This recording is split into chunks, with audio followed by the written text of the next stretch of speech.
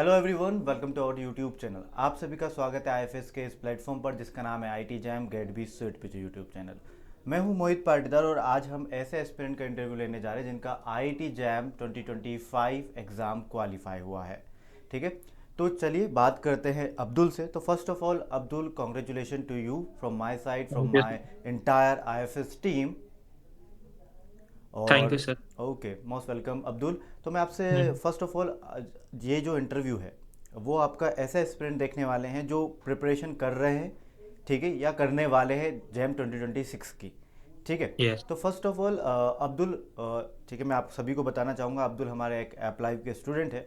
और इसी के साथ अब्दुल मुझे, ठीक है, एक छोटा सा एक शॉर्ट इंट्रो दीजिए हमारे जो एस्पिरेंट जो जैम 2026 की तैयारी कर रहे हैं उनके लिए एक शॉर्ट इंट्रो।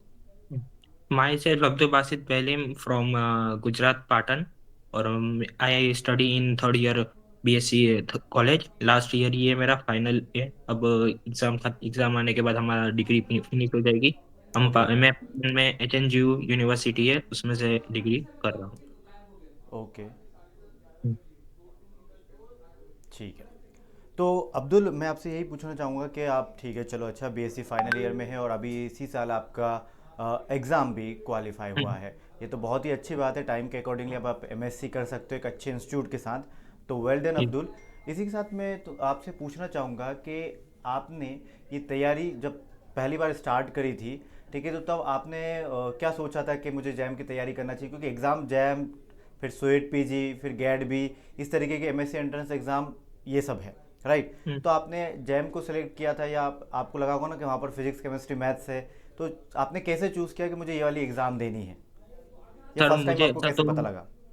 ये तो मुझे एक फ्रेंड से पता चला था। और उसके उसके थ्रू मुझे सिर्फ इतना ही पता चला था कि सिर्फ आईआईटी जैम की एग्जाम होती है। उसके अलावा कोई एग्जाम होती है वो सब तो मुझे पता ही नहीं था। जब आईआईटी जैम के बारे में देखा ऑनलाइन यूट्यूब से आपके आईएफएस में से, तब जाके पता चला कि ऐसी दूसरी एग्जाम्स भी होती है, उसमें भी ऐसा होता है।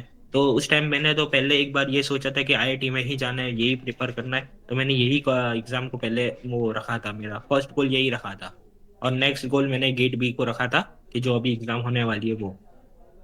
ओके, तो बहुत ही अच्छा किया अब्दुल, और आपको टाइमली पता भी चल गया। ठीक है, तो ये तो बहुत ही अच्छी बात रही। तो अब्दुल, आपने जैम की तैयारी कब शुरू की? ठीक मैंने है, सर सेकंड ईयर से स्टार्ट किया था। Nice, well done. आपको सही टाइम पे पता चला। ओके, जितना टाइम ज़्यादा मिलता है उतना अच्छी तैयारी होती चली जाती है, राइट अब्दुल? Yes sir. दिन में कितने घंटे पढ़ते थे आप बेसिकली? ऐसा देखा जाए तो सर मतलब नॉर्मली यूँ तो टाइम जैसा मिलता था वैसा पढ़ता था, क्योंकि मैं कॉलेज भी करता था, साथ में मेरी जॉब भी, पार्ट टाइम जॉब चालू थी, वो भी करता ओके, था। उसके बाद जो टाइम जनरली स्टूडेंट को मिलता। क्या होता है कि कॉलेज ही जाना होता है। आप हम्म। College plus part time job plus हम्म। क्लासेस करते थे।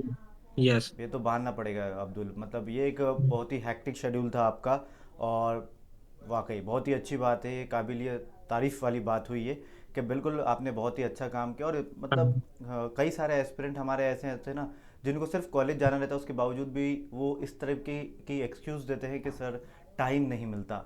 ठीक है, यस। तो ये नहीं मिलता, टाइम नहीं हो पा रहा, मैनेज नहीं कर पा रहे, सर बता दीजिए टाइम कैसे मैनेज करते हैं। जब हम उन्हें बता भी देते कि how to manage the time during your, ठीक है, प्रिपरेशन, तो फिर भी वो इस चीज़ को नहीं मानते। और आपने देखो, मतलब कॉलेज किया प्लस पार्ट टाइम जॉब, फिर भी क्लासेस की, और आज आईआईटी जैम बायोटेक्नोलॉजी का एग्ज़ाम क्वालिफाई किया डेफिनेटली।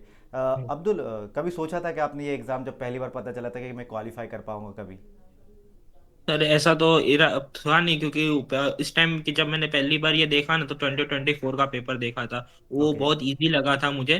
तो मुझे लगा कि नहीं, मैं क्वालिफाई कर जाऊंगा। पर बाद में जब मैंने दूसरे पेपर्स देखे और जो कट ऑफ देखा कि वो इतना लो आता है, तो उस टाइम थोड़ा डीमोटिवेट भी हो गया कि क्या हो पाएगा कि नहीं हो पाएगा। और फिर एग्जाम के लास्ट एक मंथ में तो इतना वो हैक्टिक हो गया था, और मतलब समझ में ही नहीं आ रहा था कि क्या करना चाहिए, कि क्या होगा एग्जाम में, क्या होगा। बहुत टेंस हो गए थे।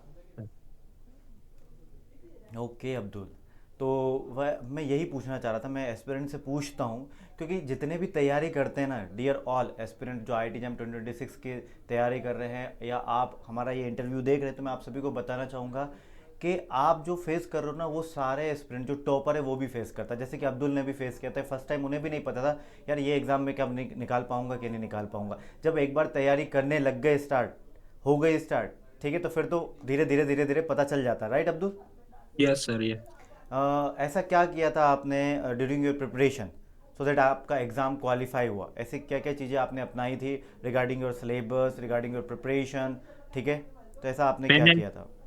मैंने सर पहले तो पूरा मतलब जितना भी सिलेबस था, और मेरे पास ज़्यादा टाइम था ना, तो पहले मैंने पूरा सिलेबस अच्छे से मतलब सारे यूनिट अच्छे से पढ़ लिए थे।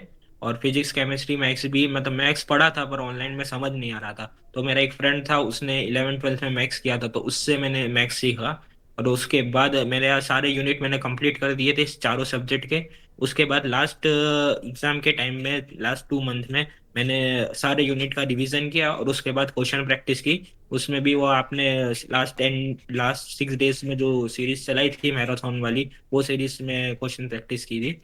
और टेस्ट सीरीज भी थी, मतलब जो आपने लाइव लिया था उसके अंदर टेस्ट सीरीज भी आती है, वो भी सॉल्व किए थे। तो उसमें ज्यादातर क्वेश्चन सही पड़ रहे थे, तो थोड़ा कॉन्फिडेंस आ रहा था। पर कुछ पेपरों में मतलब हार्ड क्वेश्चन होते थे, तो ऐसा लग रहा था कि इसमें कुछ आया नहीं, मार्क्स अच्छे आए नहीं, तो थोड़ा यूँ डिमोटिवेट भी होते थे।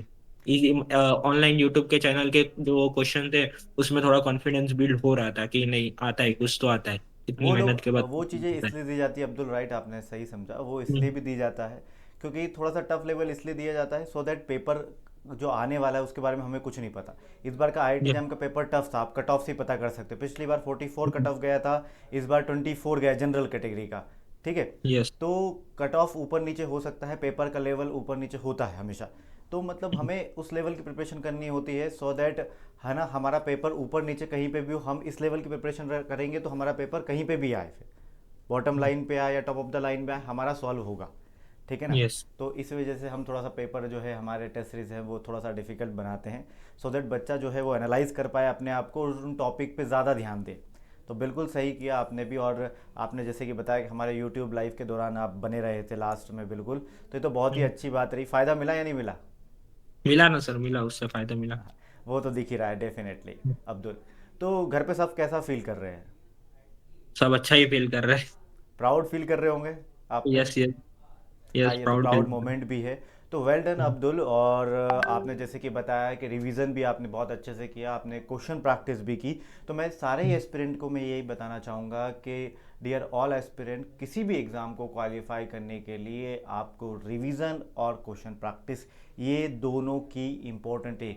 ये दो की आपने कर ली, रिवीजन क्वेश्चन प्रैक्टिस, तो आपका सिलेक्शन कोई नहीं रोक सकता। कोई भी एस्पिरेंट, हमारा कोई भी इंटरव्यू देखिए, हर एस्पिरेंट के यही वो होती है कि सर हमने रिवाइज प्रॉपर किया था और हमने क्वेश्चन प्रैक्टिस बहुत अच्छे से की थी।